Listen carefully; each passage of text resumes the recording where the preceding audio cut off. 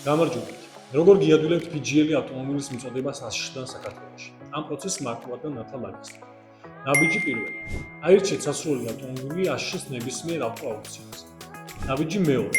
როგორც კი მოვიდეთ ავტომობილს, ჩვენ ვიწყებთ მის აყვანას და ტრანსპორტირებას ჩვენსავე უსაფრთხო საწყობში. საწყობში მიყვანისთანავე ჩვენი გუნდი ამოწმებს და ამზადებს მას ტრანსპორტირებისთვის.